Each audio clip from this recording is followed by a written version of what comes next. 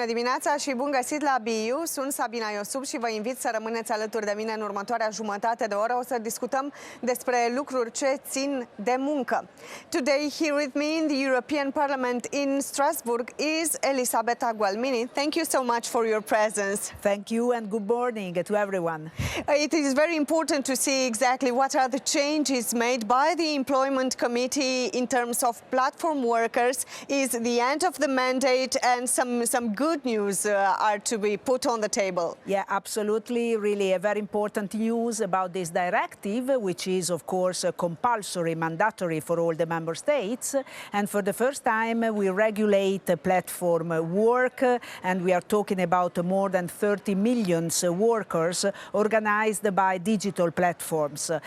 So in the transport, in the health sector, in the delivery sector, of course, so a sector which is growing and growing. What we say is that we have to consider the objective conditions of work. So there are almost 6 million bogus self-employed in this sector in Europe, and so we ask the member states to regulate the objective conditions of work, and if workers are employees or really subordinate to the platforms, as for the organization of work, for the breaks, for the ranking and the evaluation, so it is difficult to consider them self-employed. And so we say, no, they have the right to have social protections and to be employees. But also what is incredibly important and innovative is for the first time the European Union touches and tackles the problem of algorithms in the labor market. Mm-hmm. So for instance, we say we need transparency, we need multinationals to denounce their presence in each country in which they work, and you can understand the fiscal implications of that, yeah. For sure. And we say human supervision of the most important decisions of your life in the labor market. So no more dismissals by WhatsApp, no more dismissals by automatic emails. For instance, when a worker has already died, because there were cases in which a delivery boy in Italy was dead in an incident, and 3 days after his death, the automatic machines sent him an email saying you are dismissed because your task was not performed. Incredible, so absolutely this is incredible. Inhuman, and so we want human supervisions of the most important decisions concerning the professional life of workers. When will we see these changes happening?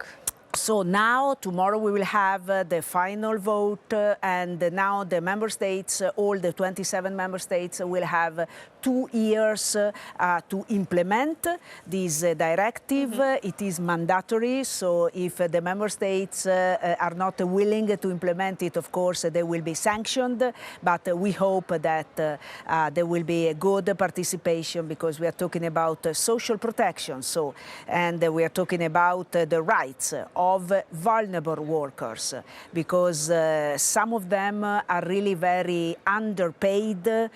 Some of them have not the possibility to have a maternity leave, to have social, pensions or whatsoever. Many of them are foreign workers, so they do not understand very well also the functioning of algorithms, and so we need really a first regulation of that. Was there a resistance to change made by the companies that are working in this area? Yeah, there was a lot of resistance. There was a lot of lobbying, especially above me, against me. As a rapporteur, yeah. Yeah, as a rapporteur and my staff and whoever, I don't know, was close to me. So I saw lobbyists everywhere in the parliament, in the EP committees, in the corridors, in the toilets, everywhere. But of course, for instance, I decided not to meet bilaterally any multinational, so only by myself. I decided to meet them always together in a collective group and also with the trade unions. So in order to have a balanced view from stakeholders and not to listen only to the strong multinationals and not to the weak categories of workers. Is there a big impact in terms of money on those companies? I guess so, because there are huge economic interests behind these multinationals. These multinationals, especially in the delivery sector, they have really very important seats in Brussels, in Strasbourg, so they spend a lot of money also in lobbying.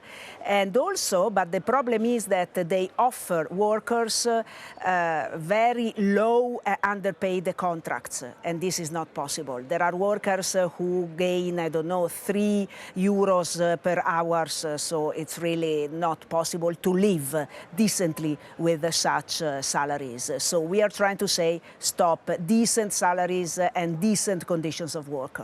What will be the main change, let's say, for a platform worker? They will be, first of all, they will be obliged to be more transparent. So they have to denounce their presence everywhere in each country in which they work, not only in fiscal paradises, because we know that they have the seat in fiscal paradises, lots of them.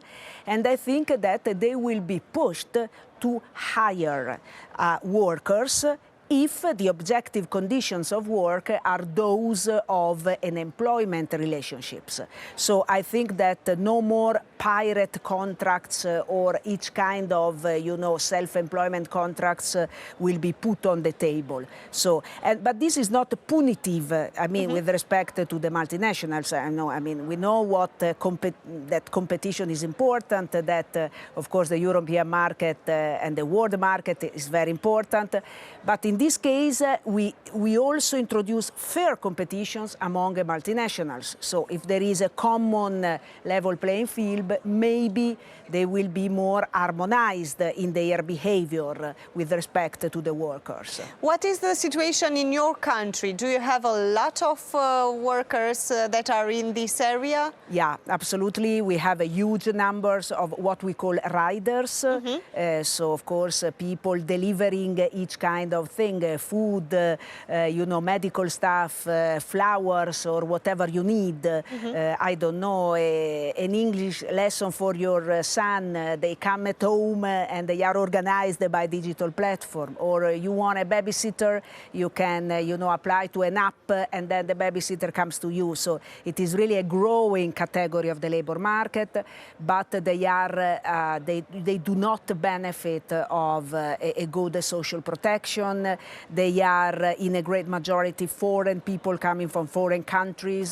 From third countries in general. From third countries. Not from European Union. Not European, but third countries, exactly. And so they do not understand really how the work functions.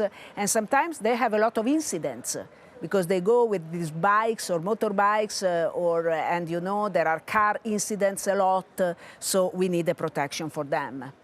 Thank you so much for this discussion. I think it's very important what you've done here in the European Parliament for those who are working in this area. Thank you. Thank you